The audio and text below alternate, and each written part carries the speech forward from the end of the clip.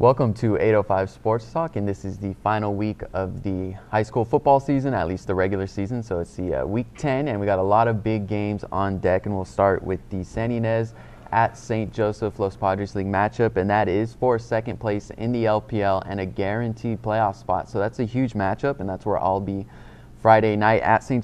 Joseph High School. And the Pirates are trying to avenge last year's 51-17 home defeat to St. Joseph. I think this matchup is going to be a lot closer than it was last year. It does seem like Santa Ynez has improved, and St. Joseph is coming off that 50-6 loss at Lompoc. We're going to see which team can, kind of get the upper hand and pretty much clinch a playoff spot. I think Santa Ynez is really motivated to finally get into the playoffs. They're 8-1. St. Joseph is 5-4, but each team is 2-1 in the LPL. Lorenzo, we saw Lompoc just destroy St. Joseph last week. Obviously, you saw Santa Ynez with a much closer game against Lompoc.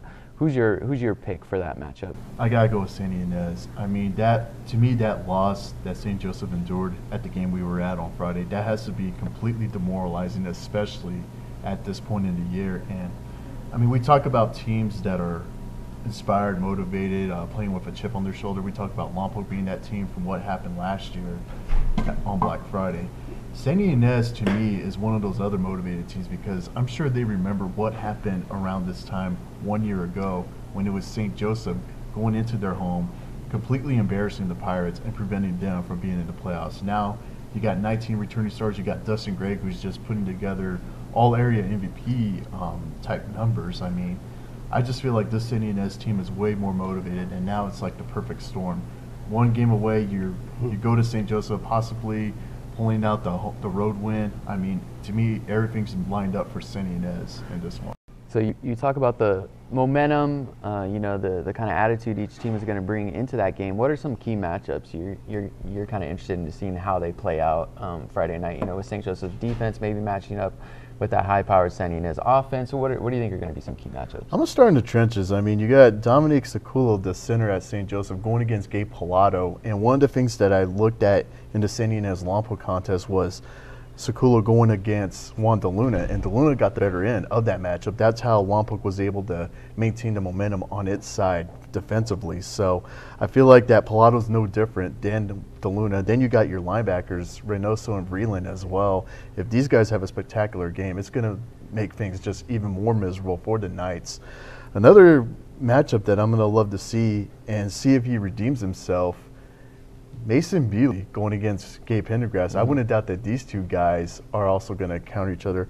I also want to see how Justin Wong responds because I felt like last week he just had a nightmarish game going against Lompoc, especially being burned twice by Shamar Savage. So I have to believe that Josh McClure is probably going to try to pick on Wong early and often. Yeah, we saw Savage get behind Wong a couple times for long passes, and then Savage had that nice screen pass for a touchdown. So we'll see if the St. Joseph defense can regroup after allowing 50 points at Lompoc last week. Kenny, who do you think is a favorite in that St. Joseph-Santa Ynez matchup Friday night? I'm going with this finally being the year for Santa Ynez. I've been going a little back and forth on my mind. I'm calling it Santa Ynez 28, St. Joseph 25. I do think Santa Ynez's core receivers will give the St. Joseph secondary a lot of trouble. St. Joseph's secondary has struggled at times to cover, and they've struggled with covering the deep ball. So even if they do double Prendergast, which wouldn't surprise me at all if they try to do, they have Jasper Kadlik and Travis Vreeland and other people who can catch the ball. So, and plus, I think for a change, Santa Ynez is at least equal in size to St. Joseph. They might even have an advantage in size up front. I think so. Elliot, what are your thoughts on the matchup? Well, it's a pick-em game. They have similarities. Both have good quarterbacks. Both have good receivers. Both have defenses that can be beat. I spent half an hour or so yesterday hanging out at the Santa Ynez practice, talking with Coach Josh McClurg and a bunch of the kids, and Lorenzo touched on it right off the bat, and this is why I think Santa Ynez might have the edge. Last year, Santa Ynez went 8-2, did not get invited to the playoffs. The year before that, they went 7-3, but only 1-3 in league. and they did not, even with that 7-3 record, get invited to the playoffs. They have the bigger chip on their shoulder. You could see they were really intense in that practice. They were, I mean, everything they did on offense, defense, they're really running like a fine-tuned machine. They were throwing deep passes, slot passes, running plays. That everybody was just so motivated. And Josh McClurg said to me, you know, we don't want this to happen to us again. We got some seniors here that have played their hearts out. You look at the last 2 seasons, and we got snubbed by the playoff committee. We don't want to give that committee a chance to snub us again. The top 2 teams are the only ones guaranteed a playoff spot in these 5-team leagues. And this is the way they can guarantee themselves that playoff shot. So both of them are going to want it. Both of them are talented, and it's going to be a close game. I'm like Kenny. I don't know that it would be 28, 29 to 24, but I think it's going to be close, and I think Santa Ynez, that chip on their shoulder, is going to give them the edge. Any football team that goes 15-5 over the last 2 years ought to have a playoff appearance. At least one playoff appearance to show for that. I don't disagree with all the decisions the CF or playoff committee makes, but I do with that one. I think it's terribly unfair. Well, they have teams that, of course, they're not necessarily in the same division, but they have teams with considerably worse records that they get in, but they say, well, they may be 4-5, but they went 2-1 in their league or 3-1 in their league, so they're a second-place team, but they're nowhere near as good as Santa Ynez, and yet they have their rules and their system, so Santa Ynez has been snubbed, and again, McClurg and some of the kids said not this year. Yeah, I think this game, going back to it, I think this game's personal for the Pirates. I mean, I know that they had Lompoc circled down, but I wouldn't doubt in the back of their mind they had St. Joseph circled as well. And they mentioned several times they didn't beat Lompoc, but 17-7. That's as good as a victory against a juggernaut like Lompoc, and if they can hold Lompoc to 17, they think they can hold St. Joseph to 17 or less, regardless of how high-powered their offense might be. They think they can shut them down. Yeah, just my thoughts on that matchup real quick. I think St. Joseph is a more talented team, but you know, it's just hard to pick them after what we saw last week with that 50-6 defeat at Lompoc. That was a huge game for them, and they just were pretty much lifeless for the first half, and then, you know, much of that second half they just had the one big pass play to Nate Guzman for a touchdown. But it's just hard to pick St. Joseph after what we saw last week. I wouldn't be surprised if they're going to be a different team this week in the season finale at home with so much on the line again. But I think, you know, Santa Ynez would be who I would pick at this point after, you know, what they showed against Lompoc and then coming off a big win over Pioneer Valley last week, and just kind of a lifeless performance from St. Joseph last week. But, you know, maybe there'll be a different team Friday night playing at home, and that's where I'll be, and we'll broadcast that one live at SantaMariaTimes.com. We'll have the pregame show at 6:45 p.m. There is the link, and we'll have that all over our social media pages throughout the rest of the week, so be sure to tune in with the kickoff at 7 p.m. Now, that game is for second place in the LPL, but we do have a big Northern League game that's going to decide the championship there. Santa Maria is at Nipomo. Both teams are 2-0 in the Northern League. Santa Maria is 5-4 overall. Nipomo is 4-5. Both teams have pretty much done what we expected, playing Morro Bay and Templeton, and now they're going to meet up Friday night at Nipomo. That's going to decide pretty much everything. I think the playoff spots are pretty much already determined, but the Northern League champion will be decided, and probably higher playoff seeding should be all settled out Friday night at Nipomo. Kenny, who do you got in that one? I have, at least according to the rankings, I'm going to go with the upset special. I'm going to pick Santa Maria in a real nip and tuck one. I think it is, for one, I think it is hard for any team to win 5 straight, especially after an 0-5 start. Although Tony Dodge is following the same playbook he has followed successfully for the last 2 or 3 years. It's not that of course he cares if his team wins non-league games, but they're very low on his priority order. He's wanting to step his team up for league competition, which he's been able to do again. But as I said, I think I'm going with Santa Maria in a real nip and tuck upset special. I have a feeling their offense will have just enough. Their defense has really struggled at times, especially with deep ball pass coverage. But even though their inside running game has struggled at times, I mean, Truett has been able to make second and long in the first downs, and I think their offense will have, I have a feeling there's a good chance their offense will have just enough. Yeah, it was a 1914 win for Nipomo last year at Santa Maria High School, so I'm sure it's going to be close again this year. I think Santa Maria would be my pick for that one. They've played a little bit better throughout the season. Nipomo really struggled early on in the season, but they have regrouped, as you mentioned, once the league play started, and a couple of non-league games as well. Elliot, you following the Saints closely throughout the season, you know how Dan Ellington likes to prepare his guys. You think they're going to win this huge game? It might be the biggest game for that Santa Maria program in a while. Biggest game, and well, this is my 17th year covering that team, and I think it's their biggest game since I've moved up here. Same. I've been here since you know, yeah, you and I have been here the same amount of time, pretty much, and I think it's a great shot for them to win a league title. Now, here's the thing, though. Tony Dodge, and I've seen their games this year. I've talked to him a lot. I know his style, and he doesn't discount the preseason, but those games he looks at as they're the games to get you ready for the league season. And they've got a little league right now because Mission Prep has gone back to 8-man, and of course they made the playoffs in 8-man. That's where they belong.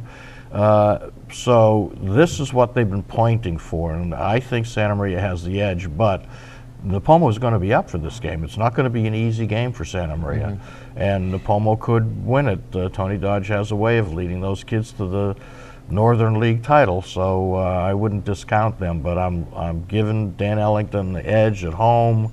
They've got a little momentum on their side, and after last year, they had a great year. They went 5-5 and did not make the playoffs.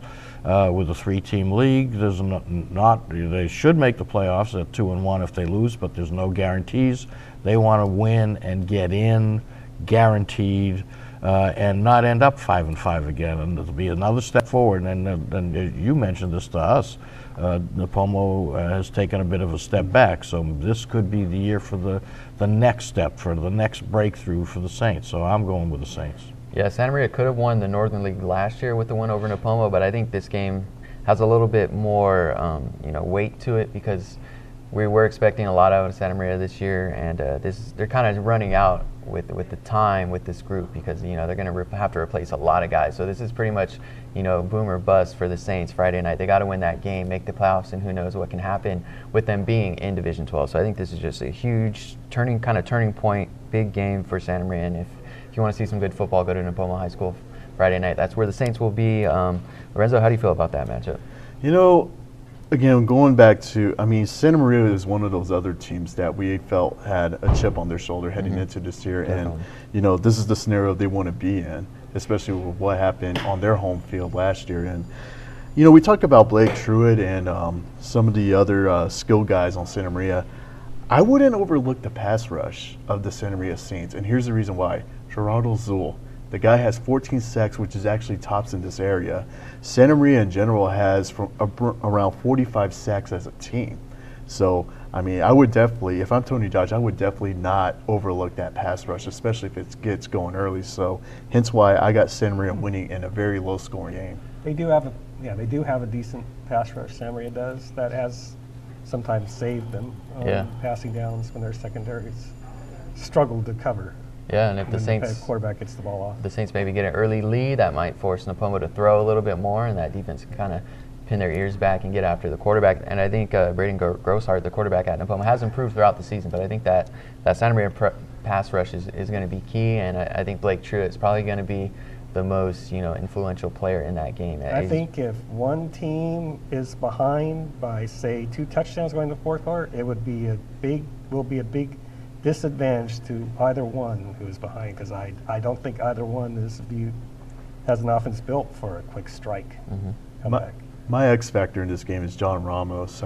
He's a big, tall, physical kid when he gets open, when he gets the football, he can definitely do some special things. So I wouldn't doubt that Truett's going to look to him early on just to try to set the tone or just put the game away right away. Yeah, that's going to be a fun matchup. I'm sure Tony Dodge is going to put Gage Wynn on Ramos, and those two going against each other. They're both similar athletes, about a 6'2", maybe 6'3", so that's going to be a fun matchup. I think Ramos versus Wynn throughout the night. Moving over to a non-league game, it's a battle for the helmet, Righetti and Pioneer Valley. Pretty interesting matchup considering both teams are 4-5. Righetti's 2-2. You're playing all of its Pac-5 league games, so both teams are obviously done with their league games. Pioneer Valley went 1-3, so they play this non-league game at the end of the season, which is a lot of fun. Elliot, you kind of caught up with some of the players and coaches before today. How are they feeling about that game, and who do you think is going to come out on top? Well, they both think they're going to win.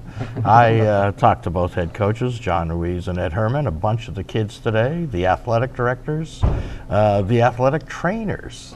A little bit of trivia, the athletic trainers for Righetti, Santa Maria, and Pioneer Valley are all classmates and graduates of Point Loma Nazarene University. So now they're going against each other, and they're saying their teams are going to win.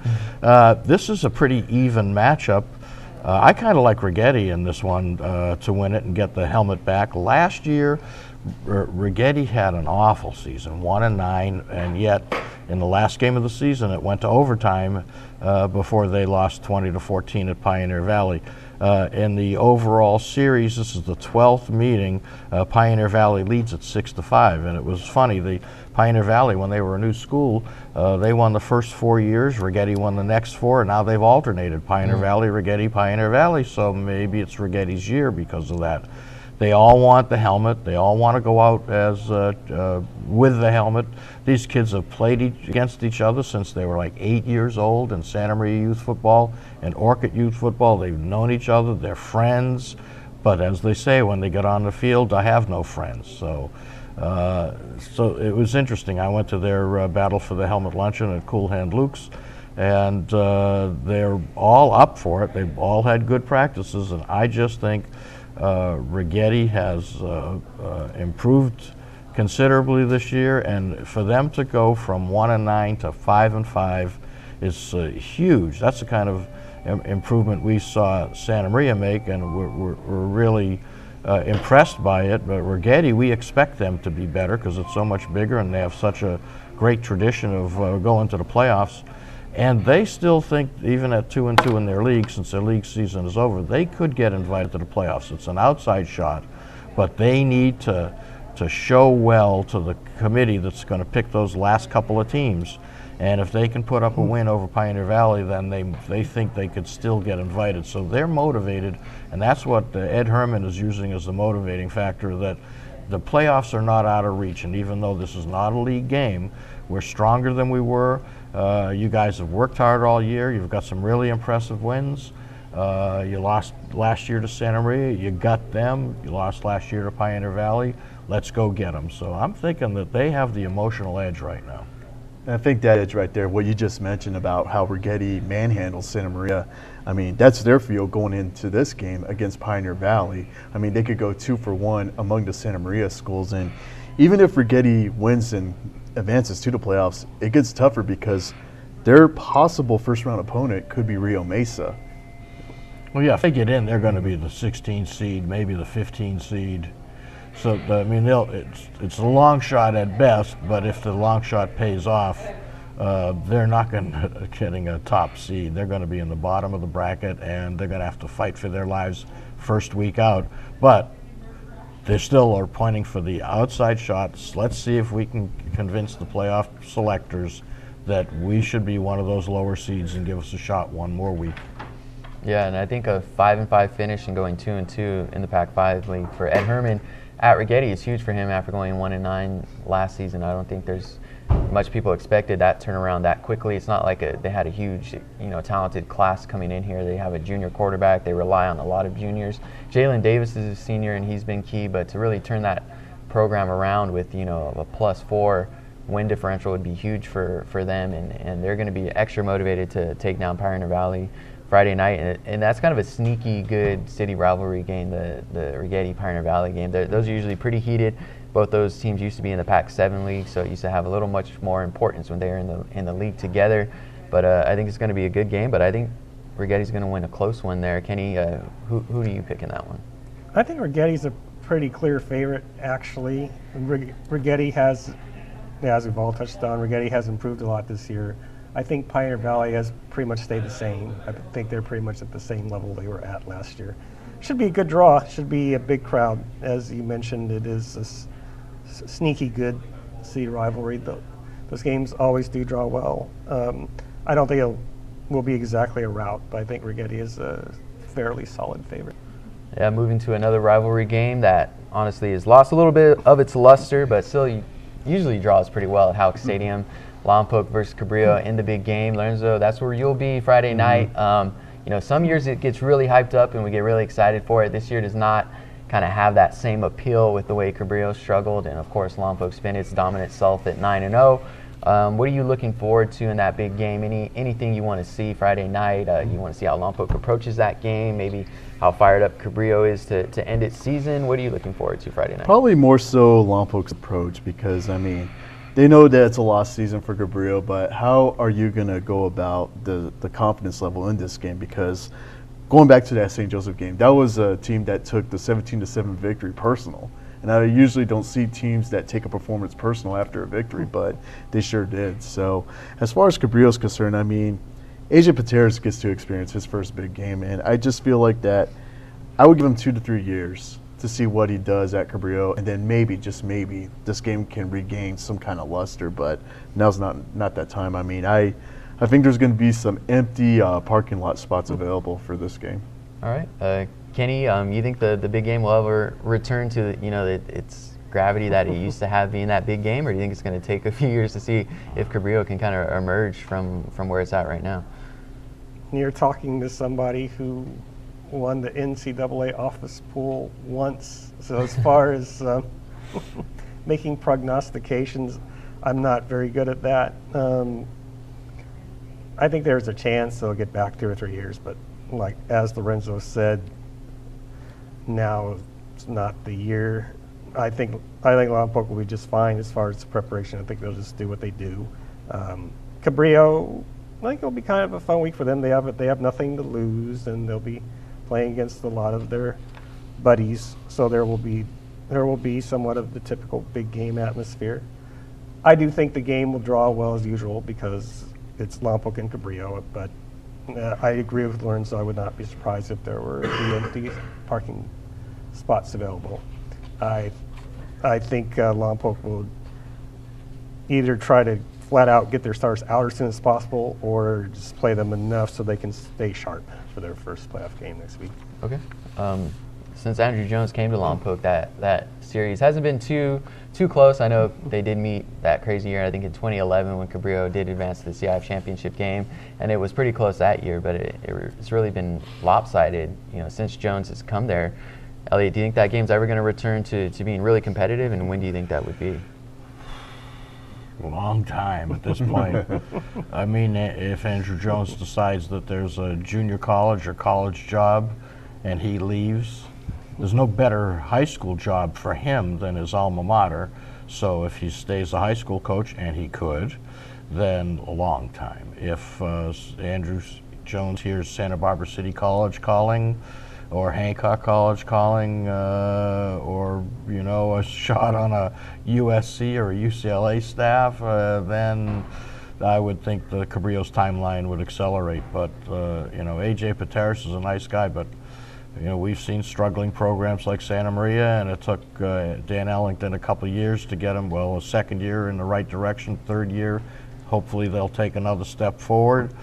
But that's a long, drawn-out process. It's the same thing with AJ Pateras. He said to me earlier this season that he looked at them like a Santa Maria, that this year they'll take their lumps, next year they'll start to get their act together, the kids will have a year under their belt of playing for them. They'll know what to expect, they'll know how practices should go, what kind of offense, defense they want to run, so they'll have a learning curve, will not be as big. But then you take a third year of improvement, and the fourth and fifth, and if everything stays the same, I'd figure it'd be 3 years before they can break 500 or get to 500, 5 years before they post a winning record. So it's a long time process, and does A.J. Pateras stick around? If he shows any kind of promise, he might want to go to a bigger school somewhere else. So you never know. Some coaches stick around forever, others are one and done. So let's see. I mean, I said to Dan Ellington years ago, not that many years ago, but when he took over Santa Maria from Pioneer Valley, the one thing the kids at Santa Maria need is continuity. They've had so many coaches. They need somebody that believes in them and sticks around. Maybe Pateras can do that and get the kind of payoff that Dan Ellington and Santa Maria is getting. But that's a wait and see. So I can't predict, except if Pateras sticks around and gives those kids the leadership and continuity that they need and deserve, then I can see it being a 5-year process. If he doesn't, it'll just be a revolving door of coaches, which is what they had the last couple of years. That doesn't help anyone. And I'm glad you mentioned, you hit on the continuity aspect, because in comparing Lompoc to Cabrillo, Lompoc, when you think about it, has only had 3 coaches in the last 30 years. Yeah. Dick Barrett, Robin Lucan, now Andrew Jones. Cabrillo, since 1999, has gone through a cycle of coaches. I mean, names like Steve Haskins, Pat Foster, Don Cross for a few years, Craig Knowles, then they went to Don Willis, then J.J. Willis briefly. Now they're on to A.J. Pateras. So, I mean, when you have a lack of continuity in your program, I mean, unfortunately, you're going to see a lot of 4 and 6 seasons, 2 and 8 seasons. I mean, seasons along that magnitude. Dan Ellington has been at Santa Maria longer than anyone has been in a while, and this is his 3rd year. So that. Well, and he was at Righetti and then Pioneer Valley, and but he teaches full time at Santa Maria. And when that opening came up, he said, I should go coach at the school where I teach. Mm-hmm. Well, he's not ready to retire from teaching yet. So he loves that school, he loves the kids, and you can see him sticking around. If Pateras develops that kind of love coming up from Ventura, we have better weather than they do. We don't have the traffic. We have really nice people up here, real good communities. Vandenberg Village is a real nice place. If he decides that this is a place to call home, then I can see him turning that program around. He's a nice guy and he's a good coach. But the kids, you bring in these new coaches, and I got my offense, I got my defense. Well, now they got to learn all over again a different way to play football. Yeah. Continuity says, allows them to say, well, okay, I know the coach's basic offense and defense. They put in new wrinkles. They try to modernize with the times. But it's not a huge learning curve. It's not throw out everything and let's start all over again. So, but it's not going to happen for a couple, 3, 4 more years. Yeah. Pateras did find a place in Vandenberg Village from my last conversation with him. So it sounds like that he wants to be here for the long haul. We shall see. Yep. The big game is Friday night at Houck Stadium with Cabrillo as the home team, and Lompoc will be the visitors. Kickoff is at 7 p.m. Lompoc's getting ready for the playoffs, but we do have 8-man teams starting the playoffs this week. VCA plays Thursday night at home, and then Orchid Academy will play at Santa Maria Friday night in a first-round game. Orchid Academy in Division 1, VCA in Division 2. Elliot, you'll have your hands full with 8-man football coverage this week. What are you thinking? Do you think both teams have really good chances of advancing? Do you think VCA maybe will be favored to advance? What do you make out of our 2 local teams in the 8-man playoffs? I think Orchid Academy, if they go back to playing their own style of football, they collapsed last week against Villanova Prep, but if they go back to playing their own style of football, they have the better shot of winning week 1. VCA is 6-2. They're going to be playing at home against Calvary Baptist out of Laverne. And they are 6-3, and they can both put up a lot of points. So I think that's an more even game. I've been looking over Calvary Baptist's stats, and they're favorable and they're even, but you got to give VCA the home field advantage on this one. So I think they'll have a shot at getting out of the first round. Orchid Academy's road to the championship is a lot tougher. They're going to be playing Lancaster Desert Christian, and in the first round, Lancaster Desert Christian's like a 4-5 team. Orchid Academy is 7-2. The number 4 seed, Desert Christian, is 4-5. I don't see how they have a chance playing up here in Santa Maria. They'll be playing on the turf field, and Orchid Academy loves that field at Santa Maria. But there are 16 teams in the playoffs. That means there's Orchid Academy and 15 other teams. Orchid Academy has already played 7 of those teams. And that's why they set the schedule up the way they did. They went 5-2. They should have gone 6-1. But they've lost to Faith Baptist and they lost to Villanova Prep.